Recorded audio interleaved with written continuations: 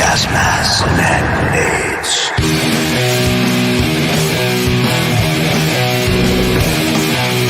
Gas masks and hand grenades.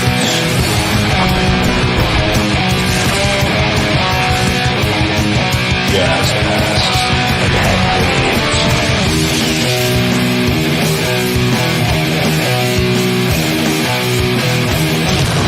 Gas masks and hand grenades.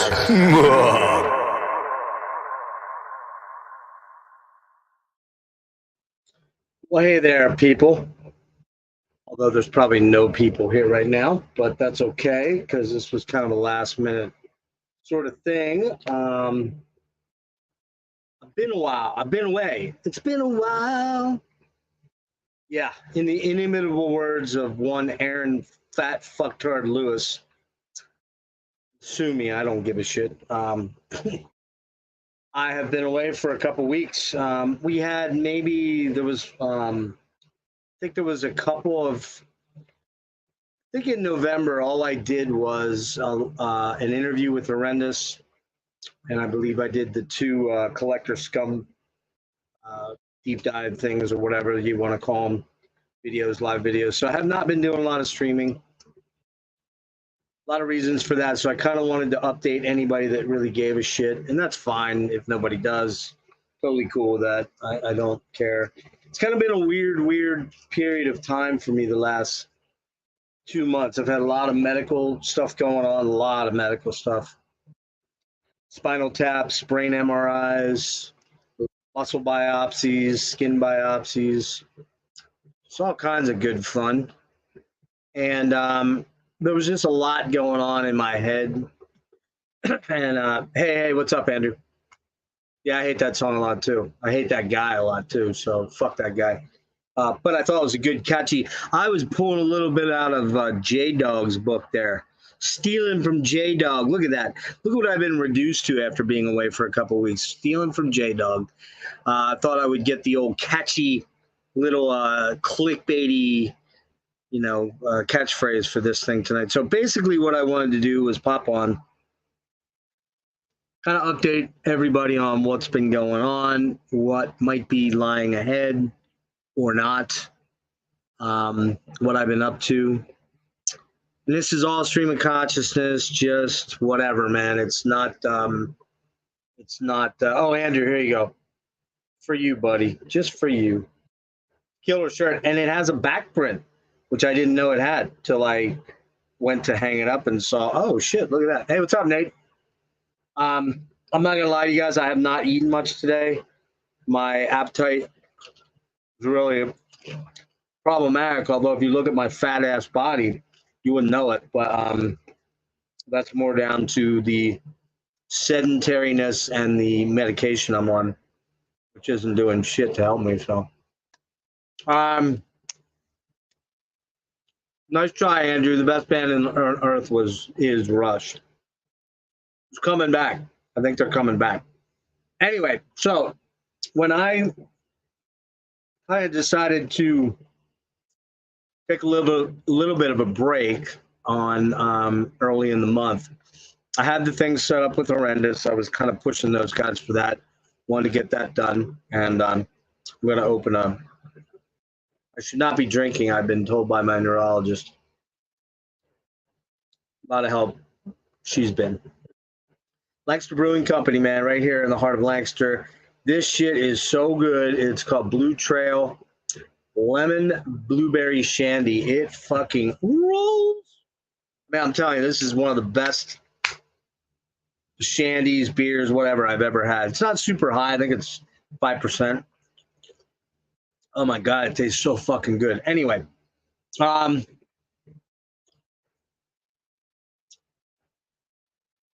I'll get to that in a minute. I'll leave that up, okay? So I kind of decided I really needed to take a little bit of a break. I was really burning out, man. And part of the reason I was burning out was that the success of my channel, which has been growing and growing and growing, slow but steady. Not J-Dog like where, you you're this fucking cartoon character. I'm serious about talking about the music I love. Not that he isn't, but he isn't. Not really. He just likes to get on there and, crush it and, talk about pink panty wearing posers and all that stupid shit. He's just a cartoon character. And J Dog, if you watch this, fuck you. I don't really give a shit, dude. To you, I'm an old man who was there like when this shit started, unlike you, who kind of were born into it later on. But anyway, and you do your thing, and it's been successful. So I'm not begrudging that. But I stole a little page out of the dude's modus operandi. Anyway, so when I just was like feeling like all the effort I was putting into it was appreciated by a small amount of people, which is cool. And it wasn't even so much that I was like getting like pissed off. There are certain people in the metal VC that if they, they don't see their channel grow by 20, 50 subs a week, they're flipping out. And, and then there's other people who, quite frankly, I happen to know buy some of their subs, and that's why they're as big as they are. And not naming any names, but there are people out there that do it. And then there's other people that like that are growing organically and struggle, And I like to come up with somewhat unique content. I mean, look, nobody is going to be completely and wholly unique. Very rarely, anyways. And my shtick is kind of anybody can do it. A monkey can do it. You get up here and push play and just talk to the camera, and But can you talk to the camera and be interesting and informative and understand the subject matter that you're talking about? Can you be fun and somewhat drag people in by your personality? No, not a lot of people, not all people can do that. Not a lot of people can do that. There are people that are kind of wallflowers that are not into that shit. There are people that just aren't really super dynamic people. I'm not necessarily saying that I am, although I think I'm fairly dynamic. And, to do this, you have to have just a little bit of ego. You don't have to be like an egomaniac, although there are some of those people out there. I think J-Dog's a total egomaniac. And you are, dude, if you're watching this. If somebody sends it to you, fucking damn well you're an egomaniac. And there's other people. Well, I'm not going to say their names, because if I say their names, it'll turn into a fucking YouTube civil war. And I'm in just the right state of mind that shit might be too enjoyable for me. So I don't want to do that. But it takes a lot to keep going, man. It takes a lot to try to figure out angles. And one of the things I've always said about my channel is that I'm only as popular as the people that help me out. So all the other cast of characters that you guys see on the Metal Island series and on the Dad series and on the Deep Dive series and, then just the general streams and hangouts, those people are very integral to my channel's success. And I will tell you that I think I started to feel this vibe of I was wearing my welcome out with a lot of people. And I could go source other people, and I'm always looking to I've always been very open, very inviting, sometimes on the verge of to my detriment, where I've trusted someone. I can name 2 people off the top of my head that, I trusted, and it was a bad fucking move. MOD, you're one of them. You're not welcome. And I'm sure you wouldn't want to be on a stream with a libtard fucktard like me, even though I've voted 50-50 in most elections. But anyway, you wouldn't want to be around me. And you definitely wouldn't want to be around me because I'd fucking eviscerate you. But moving on. And there was some dude, Tony. I don't know whatever happened to that guy. He was a mess, and I brought him in, sort of. Or maybe Nick did. I don't remember. But anyway, not Nick from Thralls, Nick from Nick Upman.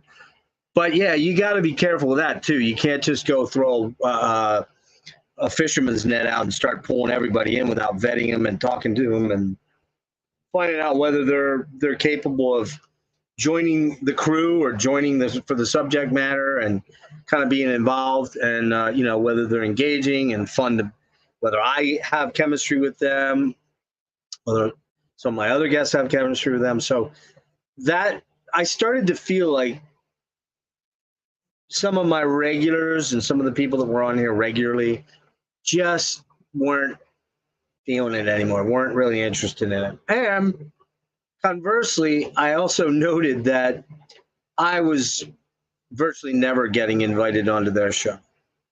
If they had a channel and they were doing anything with other people, they just never pulled me in. So part of that, subconsciously or maybe self-consciously, I'm starting to go, well, is it me? Am I an asshole?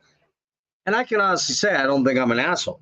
I really don't. I think I'm quite the opposite of that. I'm very opinionated and I'm very direct, but I don't think I'm an asshole. In fact, quite the opposite. I think I'm a pretty open, friendly, engaging person. But I had to start thinking, well, maybe it's because people know I'm an alpha. I can talk a lot, have a lot of opinions. I do interrupt a lot of people. I would own that. I say it in all my streams.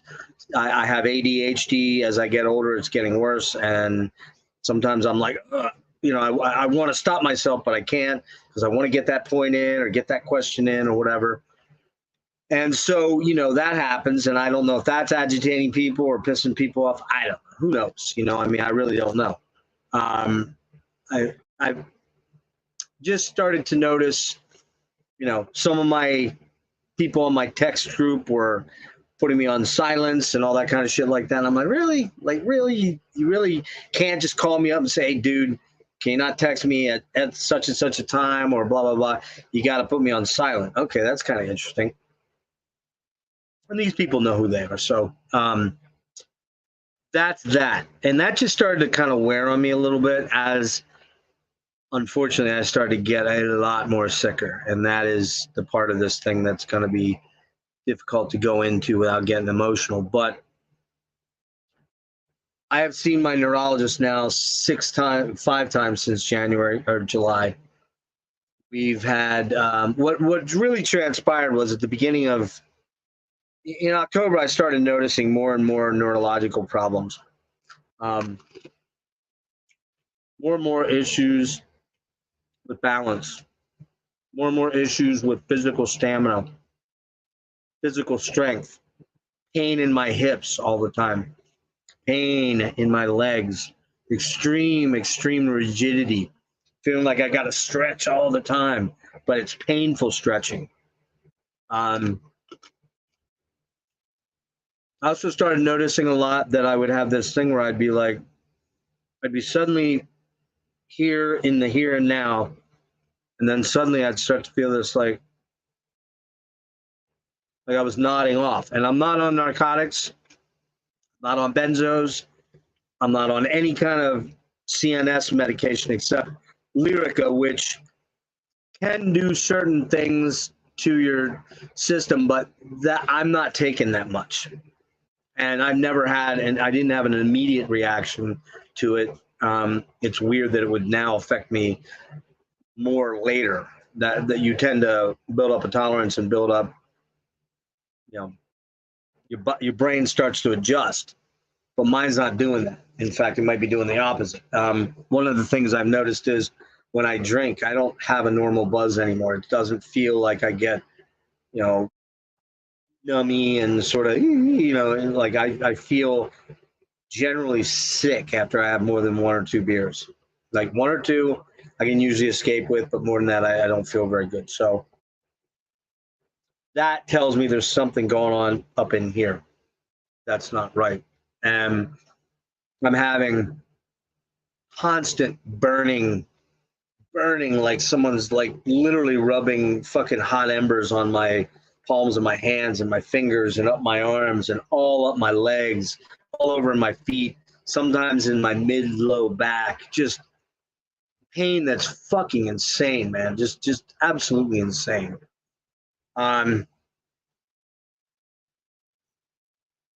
of course, I've been updating my GP and updating my neurologist. And finally, the biggest thing, the most huge thing other than this weight gain I've had all on my left side that I've had CAT scans and they can't figure out what the hell it is. I'm not going to show you guys because it's kind of really, really unpleasant to show. A year and a half ago, 19 months, 20 months ago, I weighed 155 pounds. I weigh 195 pounds now. Never been this fat in my life. Never been this bulky in my face. I can't go running. I can't go lifting. I can't go swimming. It's just too difficult for me to do anything super physically exertive. And so therefore, like when I went up to on that photo shoot that maybe some of you guys have seen last 2 Saturdays ago, it literally felt like the next day felt like somebody had just beaten me unmercifully with a bag of bricks and a fucking Louisville slugger. I was just so sick, and I haven't really recovered from that. And here we are 2 weeks tomorrow away from that. I have been drinking more than usual because sometimes it does help with the pain. That's not a good thing. My doctor told me on Monday that I'm affecting a lot of those the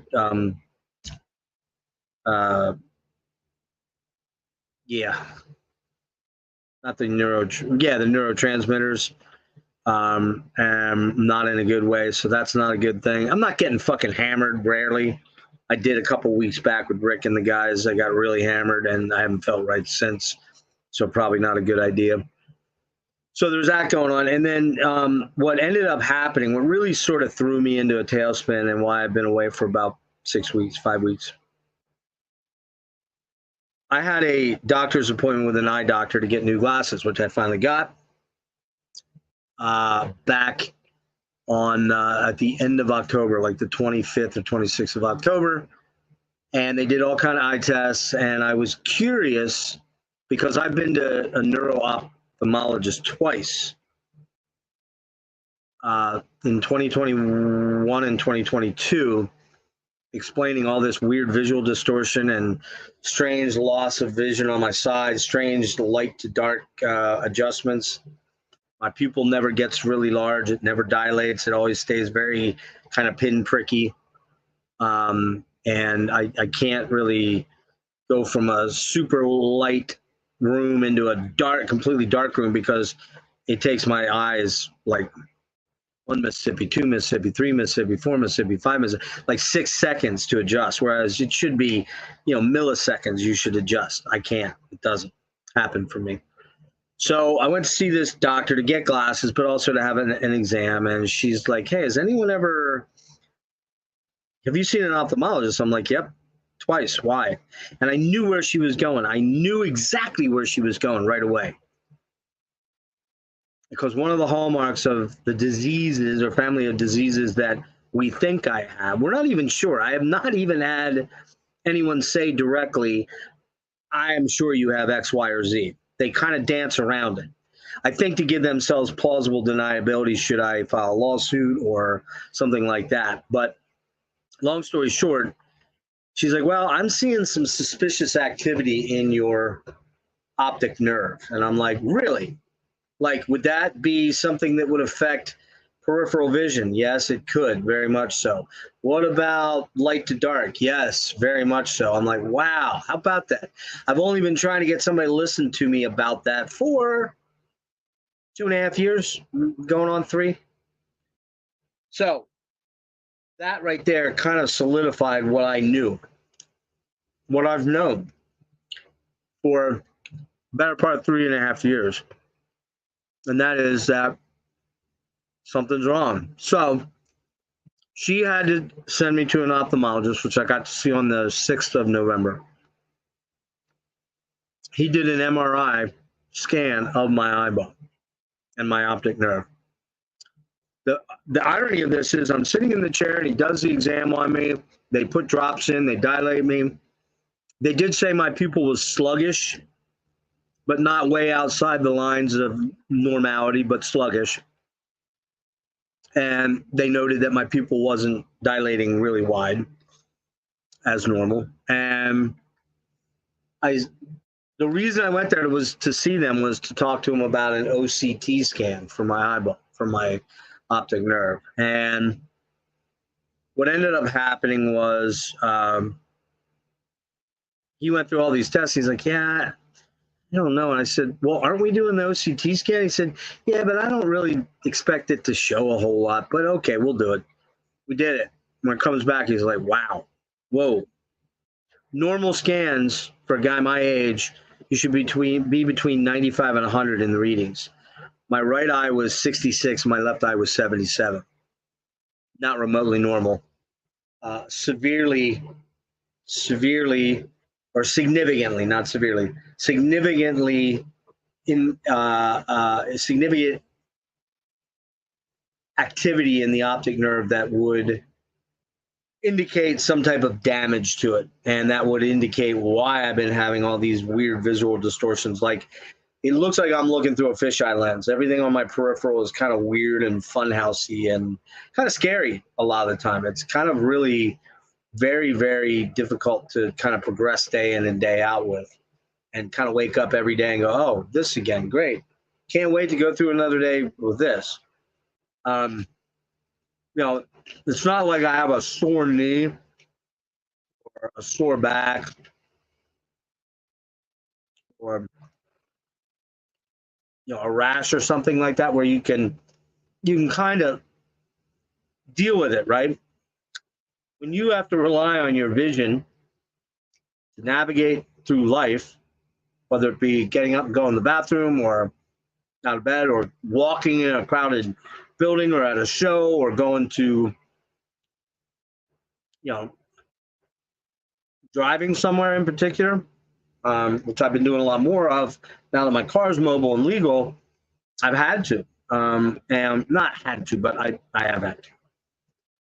So that triggered off a whole bunch of other tests that led to my neurologist ordering a brain CAT scan, which I haven't had one since October last year.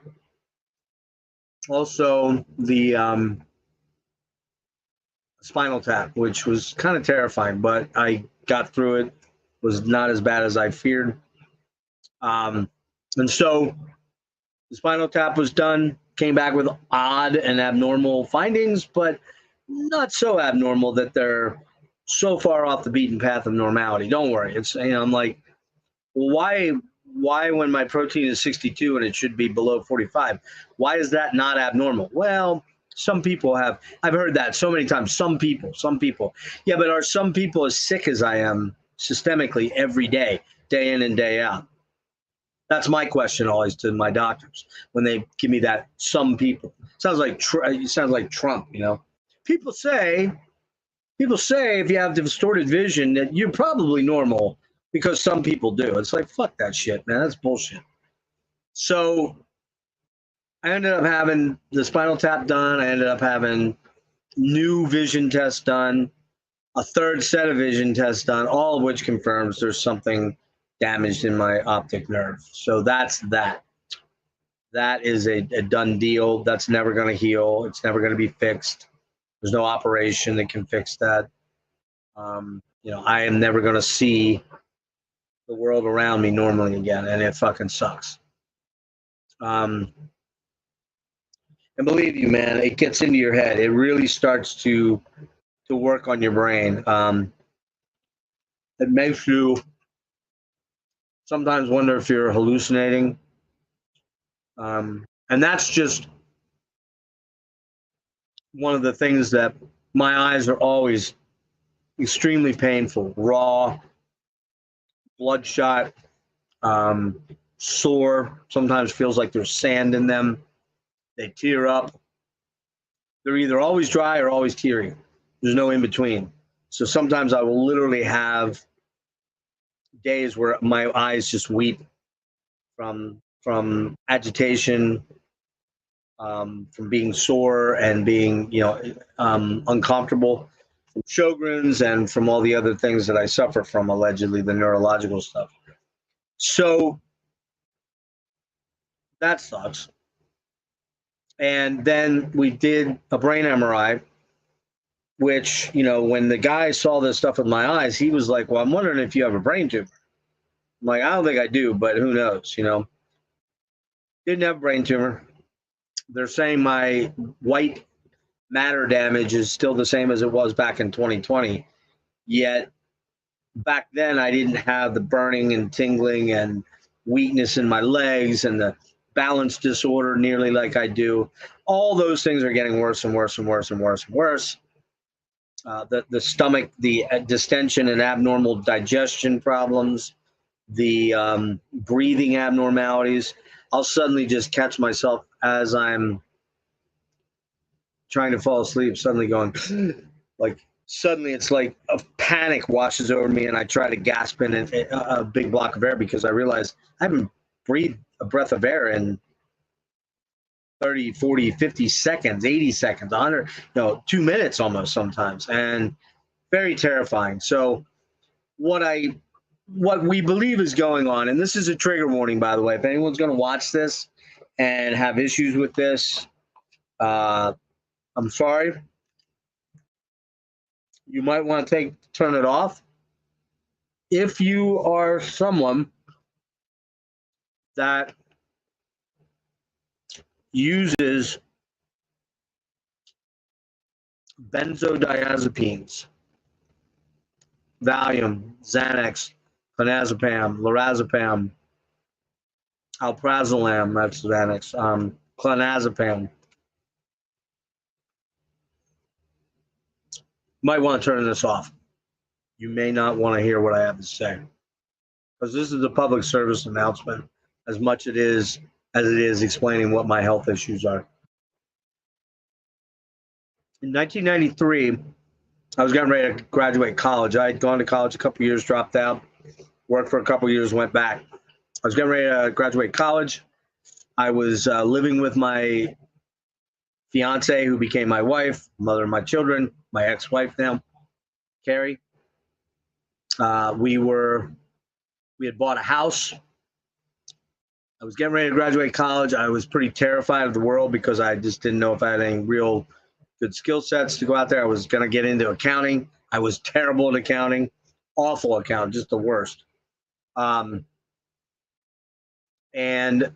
I started having severe panic attacks, severe, intense panic episodes. And I went to my doctor and said, "Hey, man, I got this new job, and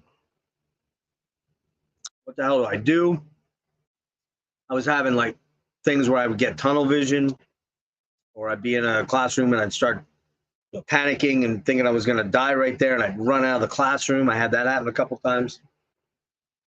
I said, "Oh, I got you. We got you. Don't worry." And he prescribed something called clonazepam or Klonopin to me. 3 times daily. Is it safe? Yeah, oh yeah, totally safe. Yep. You might feel a little bit weird when you go off it for a couple days, but not much of a discontinuation syndrome, blah, blah, blah, blah, blah. Lies. Absolute abject fucking lies. Keep in mind, this is 1993. The internet is not around yet. And I have no way to look this up, and all I get is the little sheet that comes with the bottle of pills. And of course I read it and it says, you might mild discomfort and slightly addicting, and or not slightly addicting. What was the word? They didn't use addicting. Slight chance of dependence. Long and short of it was, I got very addicted to that fucking poison. So again, if you are on these medicines, you don't want to hear me talk very badly about them, or if you feel they help you and I'm full of shit, then you probably want to move to a different channel, or watch somebody else tonight. Because I know fucking damn well that medication damaged me irreparably. It damaged my nervous system. It damaged my brain. It damaged my neurotransmitters, my GABA receptors. Receptors was the word I was looking for. So, long short of it, I embarked on a 13-year career of drug dependence that I didn't even know I was into until about 2007. So think about that. 13 years? Is that 13? Yeah. 93 to 97. I'm sorry, 93 to 2007. I didn't realize I was kind of dependent on this shit so bad until I started going through my divorce, and I couldn't sleep, and was taking more to sleep, and had to function to go to work. And I mean, I had a pretty substantial job, making good money as an HR director of a 500-person manufacturing facility. And so I had to keep functional. I had to keep moving, right? I had a mortgage to pay. I had child support to pay. This is after we split up. Things got pretty difficult for me. And but one day I was like, man, I think it's this fucking medication. I got to get off this shit. So I thought, I'll just stop. And by this time, we do have the internet. And I had started to sneak around a little bit and read some stuff that was pretty scary to me. I was like, fuck, really? Well, okay. If I get off of it now, I should be good. July 2007, man. I stopped taking Klonopin. I was only taking 0.5 milligram a day at that point. Like, I was down, way down from where I started on. About third. I took it to fall asleep. But I was going through what they call kindling. I was constantly going through withdrawal. And I was like, well, I'll just get off of it. Didn't consult a doctor, just went for it. Horrible idea. Horrible idea. I stopped taking it, and within about the third day, maybe the fourth day, it was literally like somebody opened the jaws of hell and shoved me in and say, see ya, have a good time, man. You're in for a fucking ride, bud.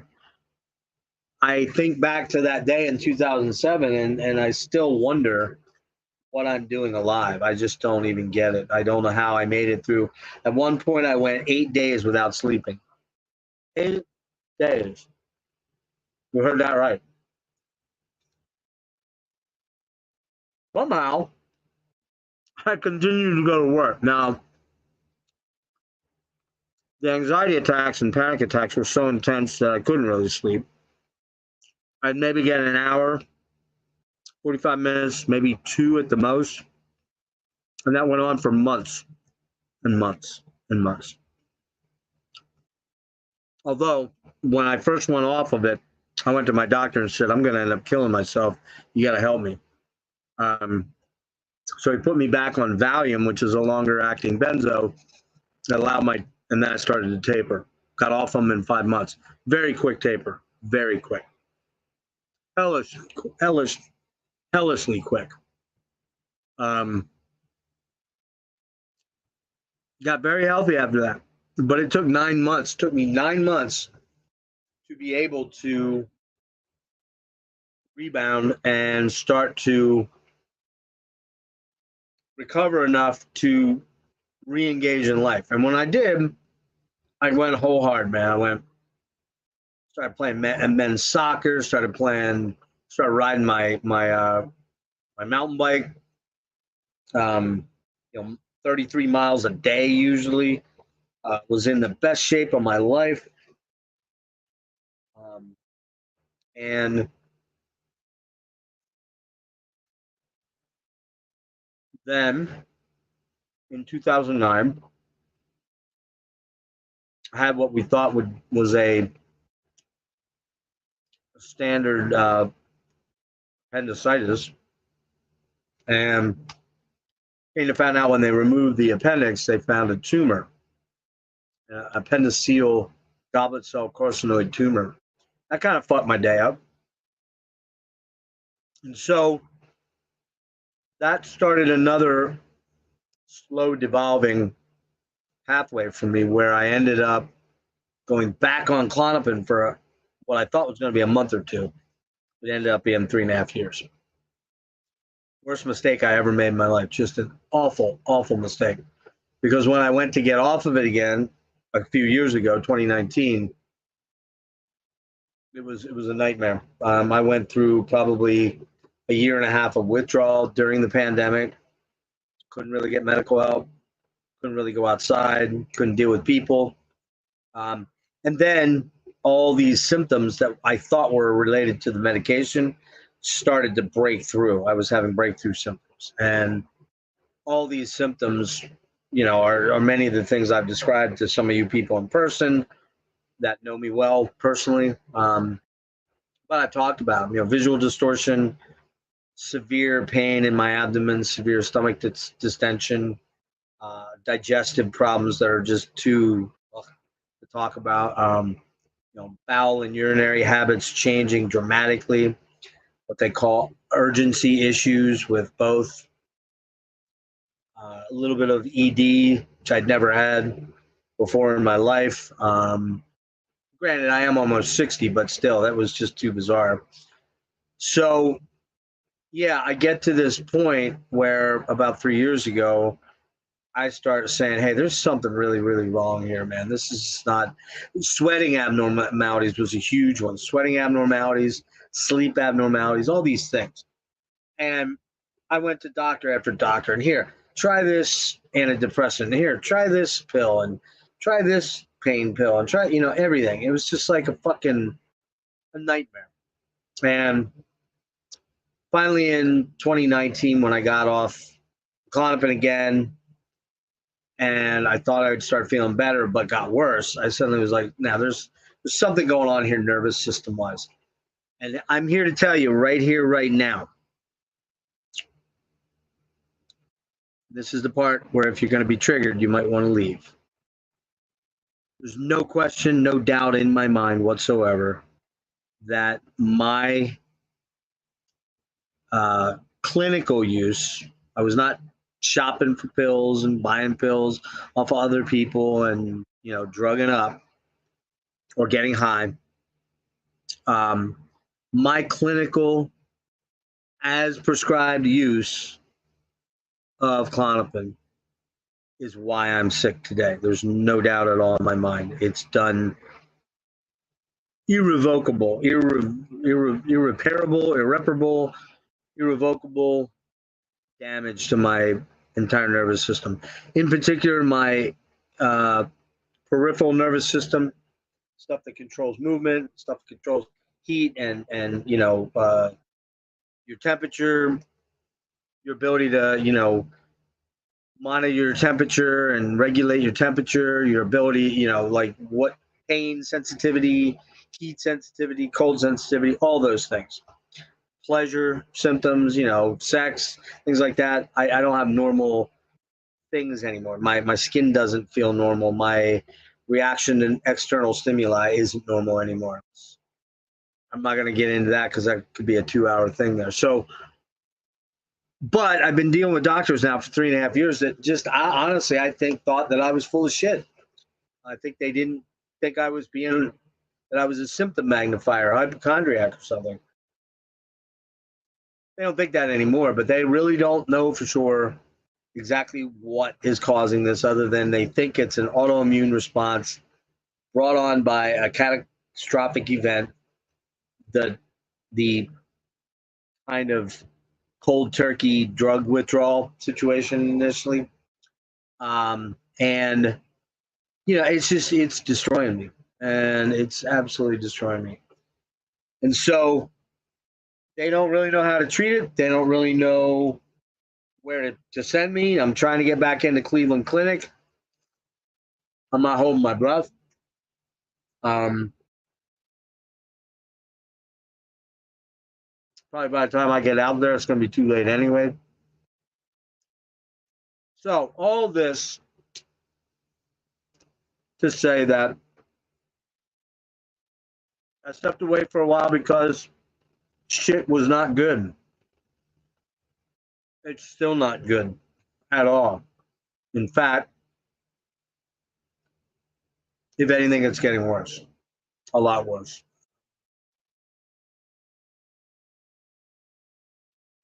I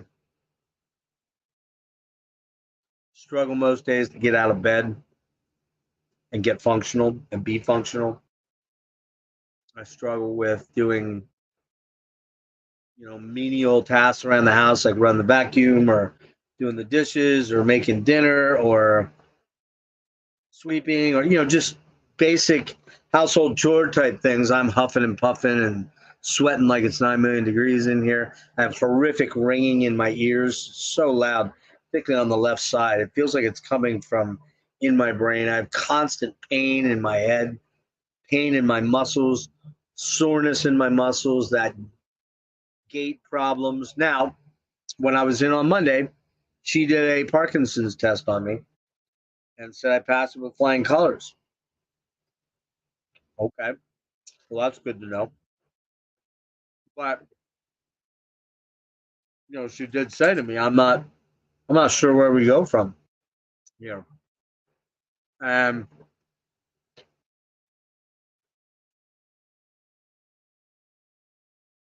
there's very little medicinal stuff that can go on to help with this disease or set of diseases. They're insanely fucking painful, insanely physically draining. I feel like I've run 8,000 marathons the minute I wake up if I sleep 7-8 hours, which is rare. It's rare that I sleep that much. Usually it's 3 or 4 hours, and I wake up, I'm awake for a while, I go back to sleep for a while. Rare that I get 7 or 8 hours in a row.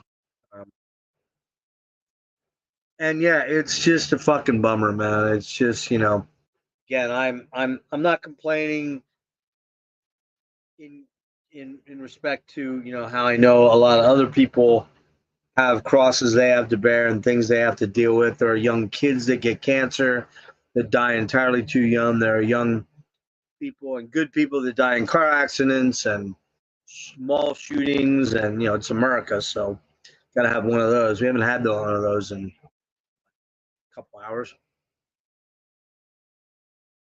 but I'll be 58 in March if I make it. I'm not fucking happy about this at all. Not even a tiny little bit. Because I am a guy that really dug living. I dug life and generally like people a lot and generally like sharing experiences with people, and haven't had a love interest in my life for a while. Not gonna now, clearly. What woman would want to get involved with a dude that's dying? Nobody, right? But yeah, this sucks. And so I stepped away. I really wasn't sure if I was going to come back. I was like, maybe I just want to go back. I'm not doing it for money. Never was started for that at all. I think I passed 900. Although, with tonight's impromptu stream, I'm sure 4 or 5 people probably quit. That seems to be the way it goes. Let's see. Yeah, so I'm not doing it for money. I did it mainly and primarily to hang out with good friends, people that I really admired and liked. And then I started to feel like, man, I'm bugging these people now. And some of them just don't really want to do anything with me. I noticed they've kind of, I don't want to say disappeared into the fringes, but they've just kind of, I don't hear from them much, So, I get it. You can't be everything to everyone, right? So, but I really was thinking I wasn't going to come back. Then a couple of bugs got in my bonnet, and I'm like, well, you're just laying here kind of waiting to die. Maybe you should try to do something, right? So we're going to try to get rolling again on Sunday. Now to get to that portion of things, I'm going to try to get rolling on Sunday. Kellen and I from Killing for Company are going to do Wasp. We're going to do an episode of Dad. I think it's number 13. And then Jimmy and I are going to do number 9 because I had one scheduled for number 9 that I got blown off on, so I got to redo that. And I figured I'd throw Jimmy in there. Jimmy and I are going to do, the one with Kellen is Sunday at 7. He chose Wasp. I chose Headless Children, but man, I'm struggling if I want to go Crimson Idol or not. That might change. I need to give them both one more listen. What else? Oh, Jimmy and I are going to do a twofer. We're going to do a twofer, Dad.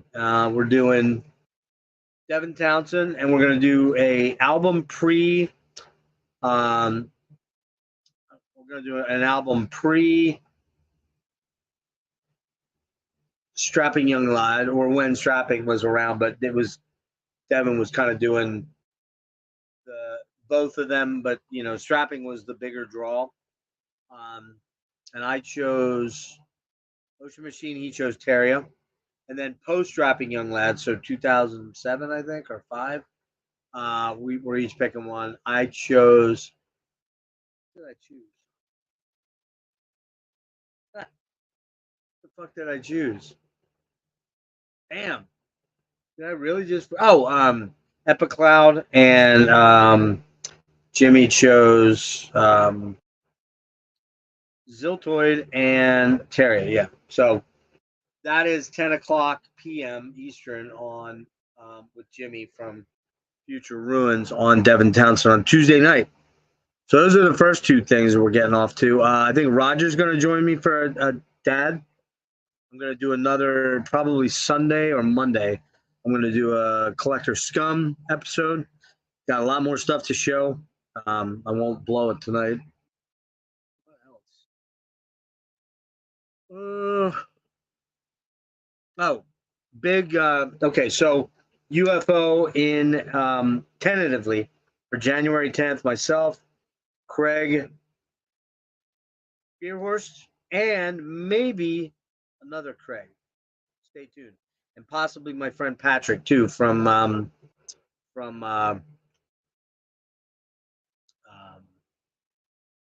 Vinyl Archivist. Although he's not called that anymore. I think he's called PB Fall. So that'll be another one. Let's see what else. End of December. Excuse me. End of December. We're gonna do myself and Scott Wilcox and Johnny Mack are probably gonna do the Steve Hogarth era of Marillion. January, early February. Again, this is all relative to whether I'm still breathing air on this planet, which I might not be. What else? December 29th or 30th. Can't tell you who's coming on yet. We're going to do a deep dive, him and I. It's a he. Of a very unique Norwegian band. That's all I'm going to say. Unique. And this person, I'm not sure if he's ever done one of these before, which is going to be really, really cool if he's doing it with me for the first time. But suffice to say, if you like atmospheric, folky, neo-folky, sort of black metal, you might like this guy a little bit. Hey, buddy. Wow. Okay, I'll get to that in a minute. Cool. So those are the things that are like immediately planned. I'm hoping. Oh, I forgot to mention. If you follow my Instagram, you've probably seen it. But so once I got some money in the house and got the disability going, awesome, Larry. That's cool. Clinic, huh? In the U.S. in March. Okay. I haven't heard anything about it on my end, but not that I would. I knew about the atheist cryptopsy thing, but I was sworn to secrecy on that. Yeah, that's awesome, man. I'm not a huge Obscura fan. I like him. I don't love him. I like, I really, really like Alkaloid. That new Alkaloid, I really dig. First album in particular. But yeah, where was I at? Where was I going with that? Yeah, I got really sidetracked. ADHD, man. Um, yeah. So end of December is going to be a really cool collaboration. Not with another channel, but with a pretty high profile guy that a lot of you are going to know who it is, and you're going to kind of dig it. And then hopefully in early January for UFO, two high profile guys and two Craigs, hopefully. Also, the Marillion thing. Man, there's another deep dive I'm thinking about doing that I'm I'm blanking on. Okay, so there you go. And what happened for me though, since I got some money in, was as you guys know, I spent a lot of money on guitars. I did get my final guitar, and you know what? I'll flex it here. I'll probably show it in the other one, but I'll flex it here quick. Can I? Oh shit!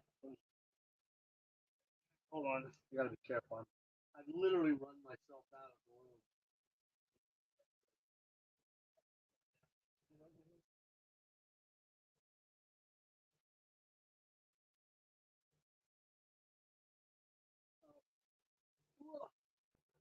The PRS came in.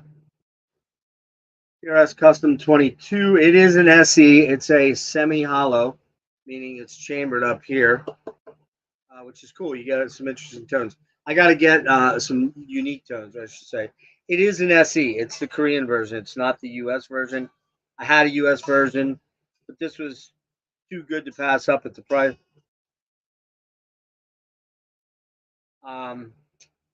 Dig it. I'm not sure what pickups. They are the Paul Reed Smith's brand. I don't. I think they're Dragons. I believe. I think. Is that right?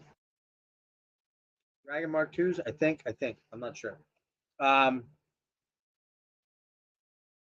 Means your Radiation is a good album. Oh, hey, what's up, Scott? Yeah, Scott's gonna jump on with us hopefully in later January, maybe early February.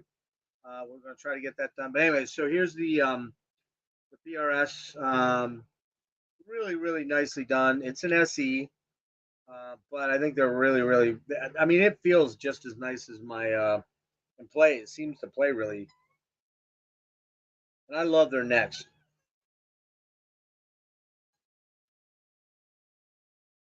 Um, so yeah, this one has get new strings on. I've got them here. I just haven't put them on yet. I've just been lazy. Ernie Ball turbo slinkies. So that's that. I've gotten a metric fuck ton of box sets and CDs in here. We're not going to go over those tonight. We'll do that on the the collector scum edition, which I'll probably do maybe Sunday afternoon, Sunday night, something like that. I got the quad cortex in here. I haven't played around with it, but I did get working with my katana. I don't know if you guys can hear this. Let me know if you can. You probably can't.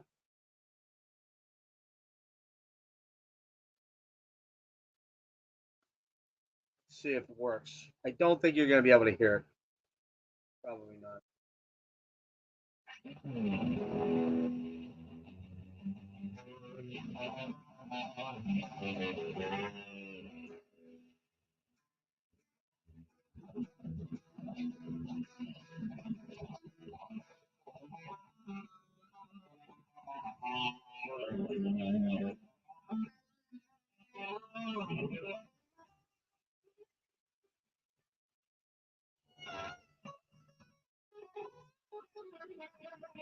Anyway, so I don't think you probably can't hear that. I'm guessing you probably can't.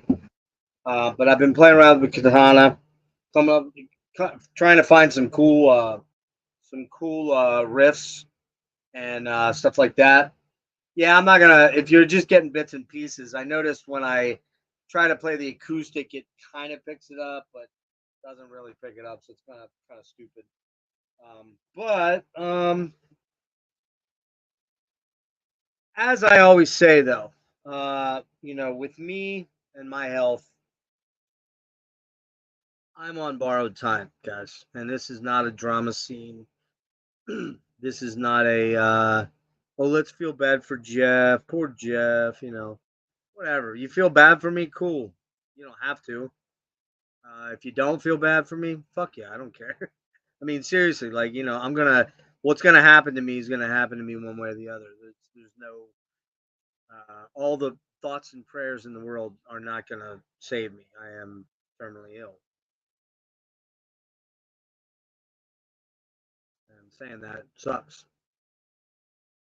Um, so it's I'd love to live forever. Who did that song? Queen, right? Who wants to live forever? I do. I do. I would. There's too many cool things to do in the world. Too many cool people to meet. Too many cool people to maybe fall in love with or have love you or whatever. There are too many cool things your kids are gonna do if you have them.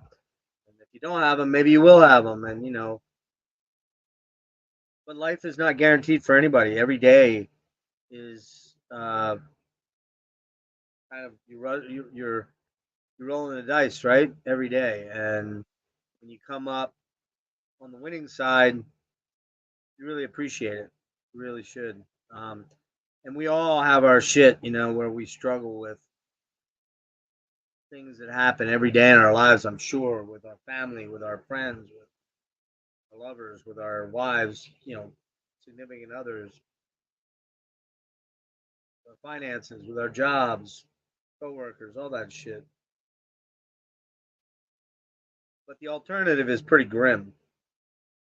The alternative is kind of the end, right? Hey, what's up, Nick? Oh, really, Nate? Oh, that sounds cool. I, I'm not very active on Facebook, as you can tell. It's rare that I do much there.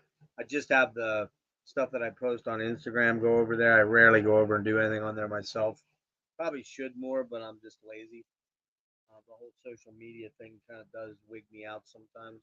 Not wig me out. It just kind of is like, oh man, do I really, do I really need to do this? Do I need to have 14 different things and TikTok and everything else? And so yeah, I don't know. I really don't know where this is going to go.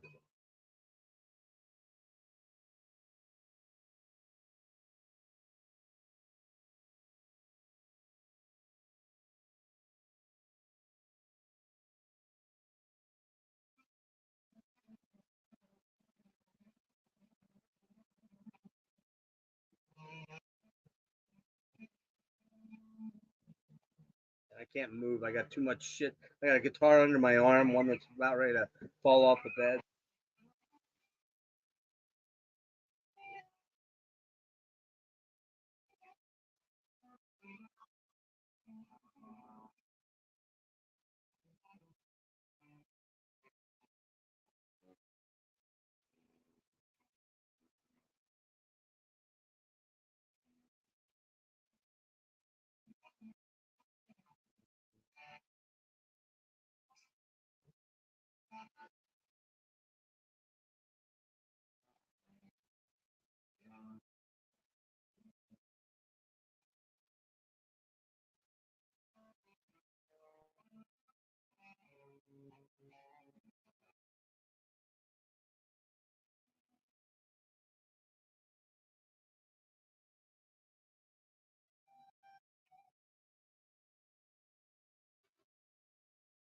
Yeah, I can't play it. I need to get an audio interface, which, by the way, I have all that stuff. I've not been able to yet get. I have the laptop set up. I did not want to pull it out tonight because I still have to get a few things. I had to get a hub so I can hook all my, my shit like the external mic in and on. I didn't want to deal with that as I was trying to get this. This was a totally impromptu stream when I got back from doing laundry, and I was like, I'm just gonna update people on why I've not been around and what's been going on, and so not much else to get into other than I did go to see a couple concerts. If you watched Instagram, you would see that I did go to a few shows. I went down to see Geddy Lee, the book signing. Well, it wasn't a book signing; it was just a book tour. I might have mentioned in the last thing I did. I can't remember. It was super cool, just amazing. I do have a bunch of video footage of that, and I'm probably going to upload that into a small little video at some point. I went to see Ulcerate and a band called Alters, which I think Nick, you said you went to see. They were really cool. Ulcerate was fucking incredible. I liked Alters. I think you said, Nick, you weren't that impressed. I thought they were pretty cool. Um, pretty fierce, pretty crazy. Not all straight, but pretty damn good. And then uh, went to see Zebra, which was a real nostalgia trip. I got to meet the guys in Alters, and they said they'd come on in the new year. Same with Ulcerate. That was pretty cool. I got to see. Oh man, what am I missing here? I know there's. Oh, I'm going down on Wednesday night, assuming I'm feeling well enough. I'm going down to see someone I really never ever thought I'd get to see because I didn't really even know he toured until a little while ago, a couple years ago. But William Basinski. Anybody familiar with William Basinski? Did the Disintegration Loops, and also he's kind of a found sound recording audiologist, I guess. Not audiologist. What is it? Audio manipulator, I guess you'd say, something like that. He's playing down in D.C. and I got tickets to go see that at. I'm not sure where the place is. I forget the name of it. The Liberty or something like that. Um, hey, what's up, Eric? How you doing, buddy? So that's gonna be kind of cool, assuming I go. I'm not looking forward to that drive down to DC at all. That's been a number of years since I've driven down there, probably five, maybe four. It's never really a super fun drive, especially like in rush hour. So I'm not sure if I'll go down early in the day and just sort of try to find a place to chill and relax and rest or whatever, and then go to the show. I'm not sure. I'm gonna have to start looking into that on Monday. But again, and I think Rick's gonna meet me down in Philly the 28th to see Horrendous and Outer Heaven. Should be cool. Haven't really looked far into the into the 2024 to see who and what's going on. I know there's that big announcement with who is it, Holder and Worm or something like that. They're actually playing two shows near me, so it'd be cool to see them. There's somebody else that's in March. There's somebody else in March I kind of wanted to see too, and I fuck me if I can remember who it was. Um, I gather maybe Spectral Voice will go out possibly. The new announcement for their album came out today. I pre-ordered that. Figured it's got to be good, doesn't it? Won't it be? Should be. Oh no, Nick, they're only doing an East Coast thing. Boston, Baltimore, Philly, DC, I think, Virginia, maybe somewhere in Virginia. I'm not sure. Um, yeah. So not probably going to be for you. Although they're doing a bigger sort of festival thing in February. Did I see that right? Maybe I'm dreaming that. Um, so thanks, Eric. How you been, buddy? I'm gonna get that. I'm gonna get that Merino off to you. I promise. A lot going on, and it's been a rough couple weeks, man. Especially the last 2 weeks. So I think that's it. I can't really think if there's anything else that I had going on here. Let me just check something here. Oh, oh, yeah. Anybody, nope. Anybody have any questions or anything they wanted to point out? Oh, Nate, you asked about Rush, and I'm convinced now with all the little drops. I don't know if anybody saw, but last night, Alex was the host of the hometown Toronto. Toronto. I saw horrendous said Toronto.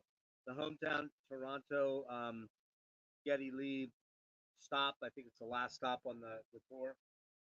He is.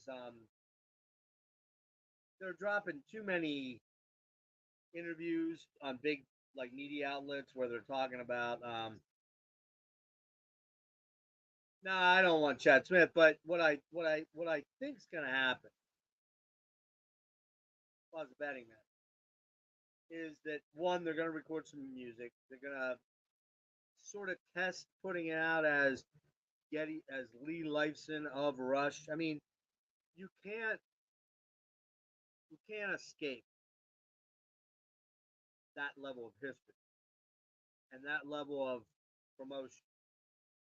Now, most people that know Rush are gonna know who Geddy Lee and Alex Lifeson are. I mean, unless you're semi, illiterate and stupid, which there's a lot of people in this country that are like that. So let's not look past that fact.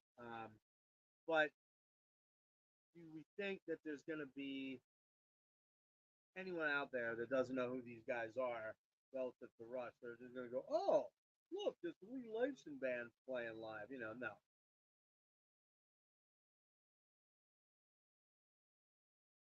So, do they trade on the name? Yeah, they have to.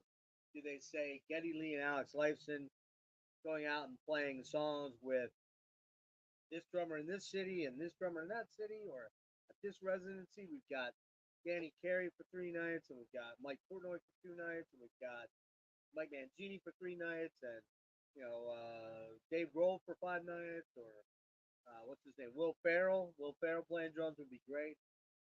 I'd love to see Will Ferrell play drums for them. Paul Rudd playing drums. Although Paul Rudd doesn't play the drums, he's slappity bass. Let's see what else. Yeah, it's bedtime, buddy. That was good. I like that. One of the funniest episodes of Kimmel is when Chad Smith and Will Ferrell do the drum off, man. That shit was fucking hilarious. Gets me every time. I mean, if they come back as Rush, are they entitled to do that? Yes. They just are. They were there before Neil. Keep that in mind. John Rusty was the original drummer. Alex has been there from the beginning. Geddy mostly from the beginning, right? And those two guys, those guys are the guys. They're the dudes. And if they decide to go back on what they said about, there's no Rush without Neil, I can't say I blame them. If they still want to go out, they're 70, they're not 80. I mean, Mick Jagger's still doing it at 80. Big Richards too. Ron Wood. Ron Wood was 70. These guys are both just 70 and both fairly healthy, allegedly.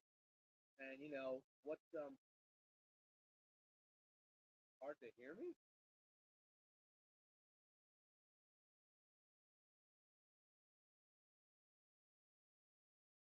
I don't know what's doing that.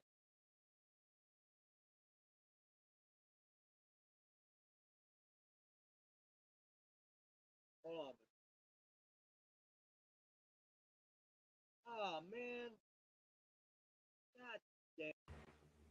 Are you fucking kidding me? I was on the fucking shitty goddamn mic all night long. Are you joking with me? Was my audio bad the whole way back to the beginning, guys? Fuck.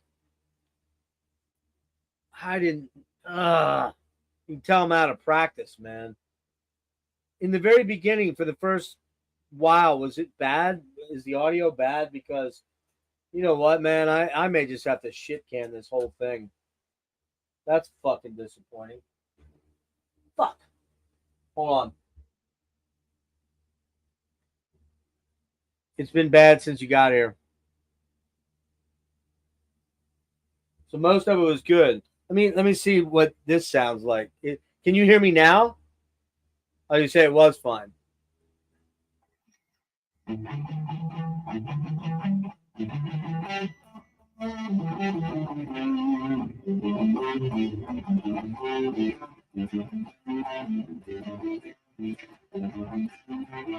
Can you hear that?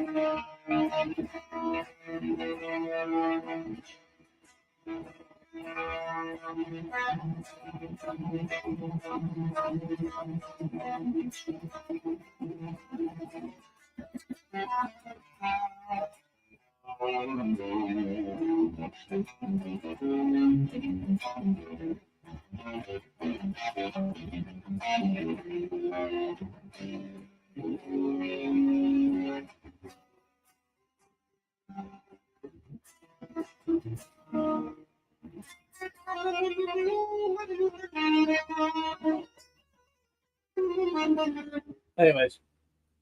So now you can hear it. What a... Well, that's funny. How about that shit?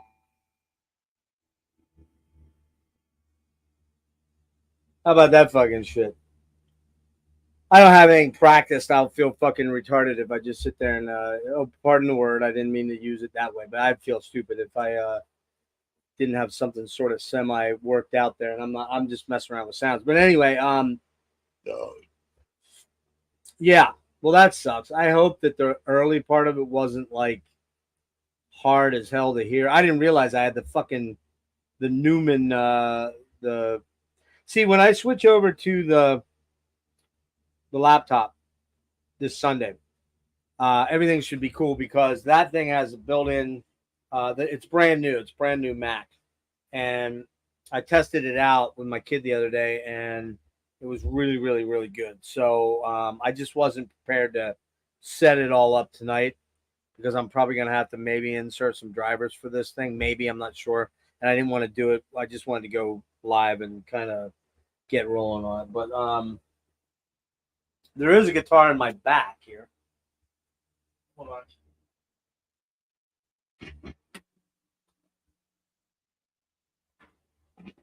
Oh, come on, man. You fucking whore, you. You whore bag. All right, hang on. Hang on.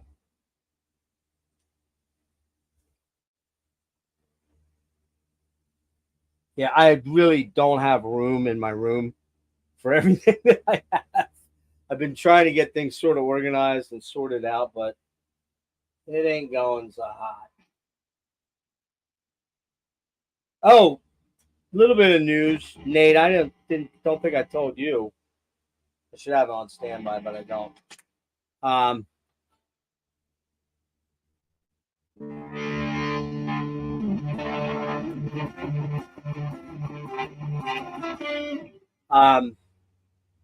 The Lifeson went back. The third one came in. It was used, even though they told me it was brand new out of the stock room. It wasn't. The case was damaged when they opened it. The case had a big gouge in the fucking in the leather or whatever that's made out of, probably leather, faux leather, whatever. And I got it out. I looked right away at it, and I looked at the bridge, and I'm like, well, what the fuck, man? The G string, the saddle was way lower than the rest. Like somebody had been fucking around with it, and the high E, and the B string, the things were wound out the whole way. I couldn't get them to even tune without, so somebody was dicking around with it and had no idea what they were doing. And yeah, I was like, yeah, you know what, man? I think we're batting zero on this. This is the third one now that you brought me two ones that I brought. One I brought brand new, and it didn't. The neck is not set up right at all, and I don't want to pay $1,400 for a guitar that isn't, coming out of the box pretty playable. And also on top of that, it's like, yeah, the thing looks gorgeous, but I didn't realize they had the other two in the back. He pulled those out, and I started comparing them, and I go to flick the fucking, the pickup switch, and the fucking thing falls out of the pot that it's in.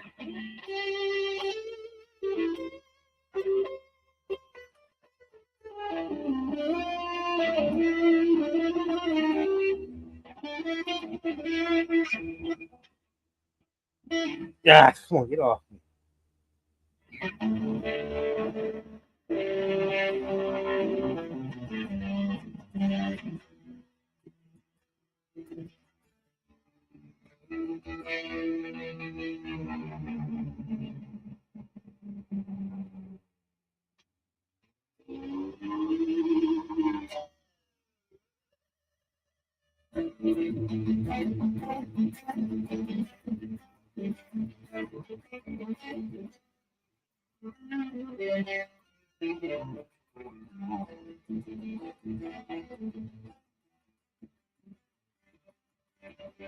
Anyway, my back's killing me from sitting this way. So, how many what? How the mighty?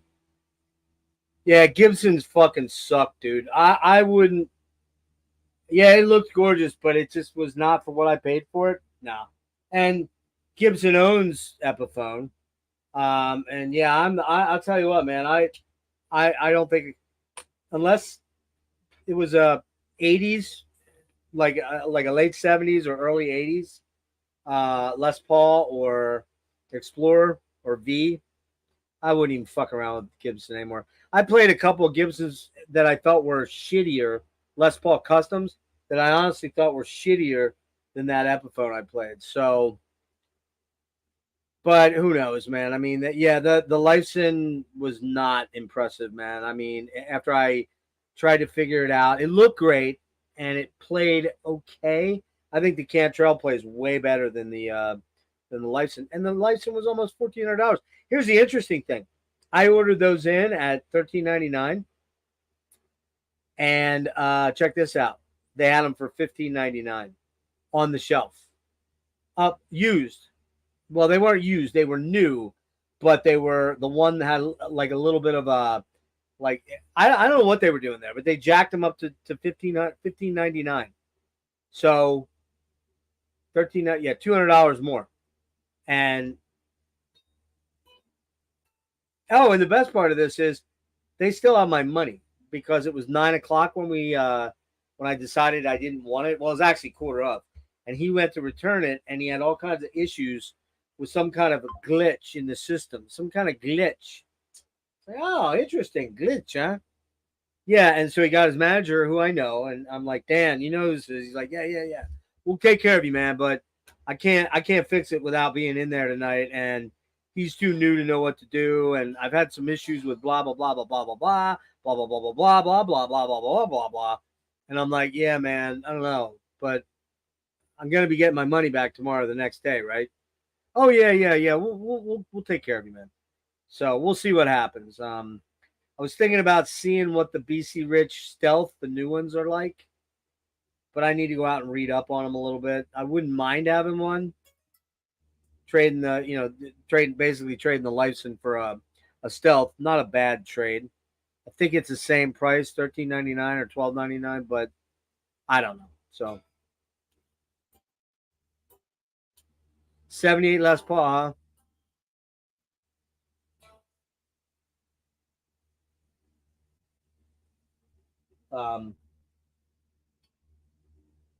Hold on one second.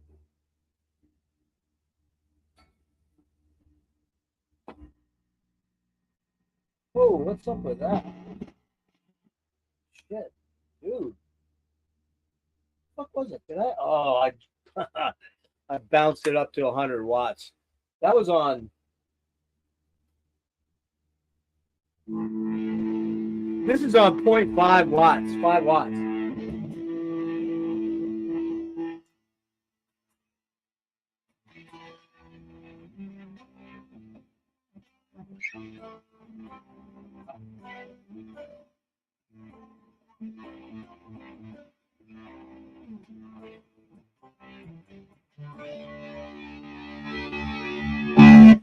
Whoa!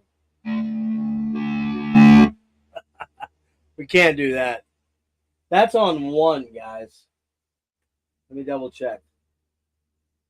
Holy shit.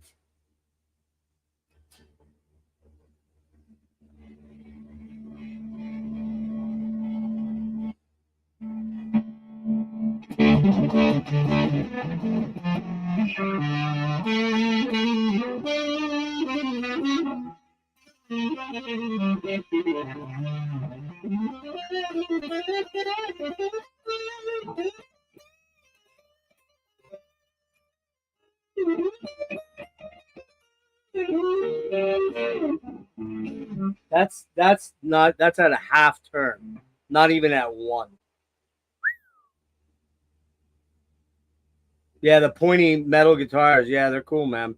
I mean, if I can, it depends on what happens. Like, if I was smart, which I'm not very smart, clearly, I probably should cut my losses, put that money in the bank, because I found out I have to pay all my for my medical insurance now. It's not covered through Medicaid, and that's going to be going up to 2. It was 148. It was 148 for the final month of December, Next month it jumps to 258. How'd that happen for same plan? Wow. 148, 258, $90 more. That's interesting. They giveth and they taketh away. So we'll see what happens. But I probably should just sit on that money for a little while. $1,400 is 2 months worth of 3 months worth of rent for me essentially. So we'll see what happens. I'm not sure if I'm going to do that, but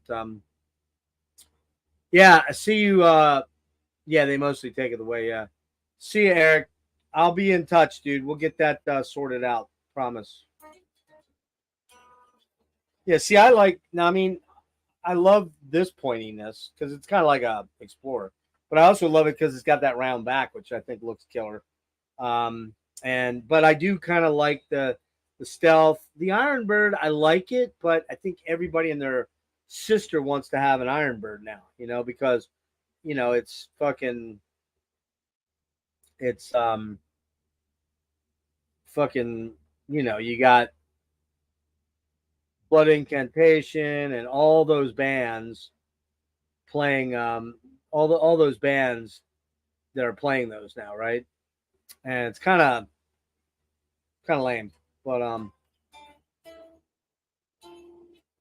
so Sunday we're gonna wrap this up. Sunday we've got Kellen and I doing Dad with Wasp. Tuesday night 10 o'clock, that's gonna be 7 o'clock I think on Sunday. I'm pretty sure that's what it's set up for. Tuesday night Jimmy and I are gonna do Devin Townsend. We're gonna do a twofer, pre-strapping and post-strapping, although it's not really pre-strapping, but it's more like while strapping was the main thing he was doing. What was he doing, solo like that, like Terria and, Physicist and all that stuff like that. Ocean Machine. And then post-strapping young lad going away, we each picked an album too. I picked Epicloud, and has a boner. Then he picked Ziltoid, first one. And then I know that Peter and I are going to be doing the Cocteau Twins, I think next weekend on the 14th or 15th, I think. Cocteau Twins, I picked Leaving Las Vegas. I forget what he picked. Who else? There's Chuck and I want to try to get that Beatles one done, but I don't know. He didn't answer me the other night. So I'm talking about people, seemingly just sort of tired of responding to me. So, what do we got? Maddie and I are going to try. My daughter Maddie and I are going to try to do George Harrison. Was hoping to get Phil in to do Stained Class versus Defenders for Priest, but he hadn't gotten back to me. Jake and I are going to do Metallica. Alan, hopefully from Heavy Metallurgy, going to do Deep Purple. Roger's one that's going to do. We're going to do Metal Church debut versus Blessing. Dennis and I are supposed to do.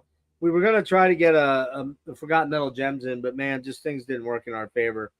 So he wants to do the King Diamond Merciful Fate duo twofer that we want to do. He's got I've got Them versus the Eye, him, and Melissa versus Don't Break the Oath. What else?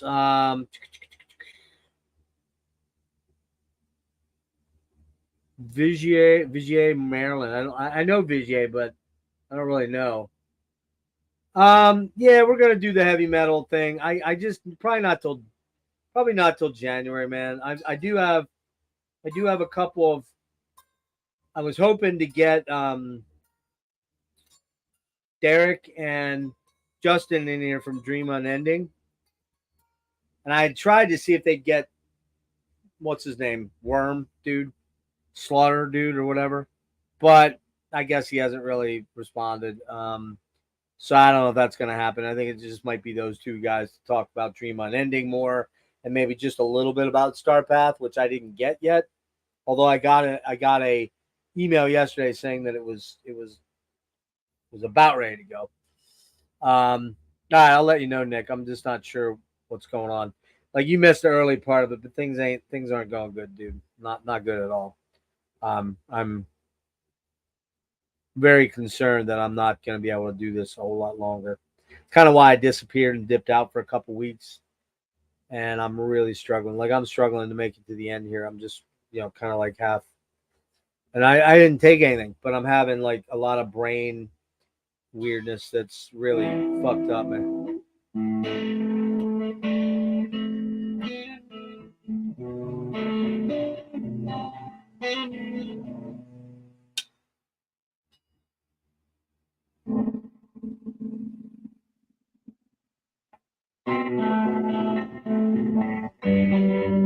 Oop.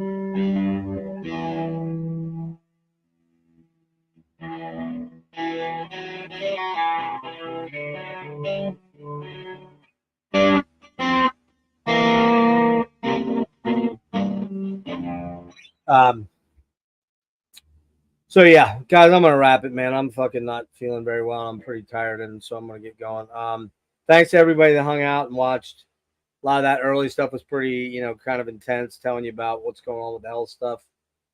Again, if you're touchy about the benzodiazepine topic, the pill topic, then don't watch. If you come on to this late, it's not something you really want to. Not something you want to watch if it's something you're going to be triggered by.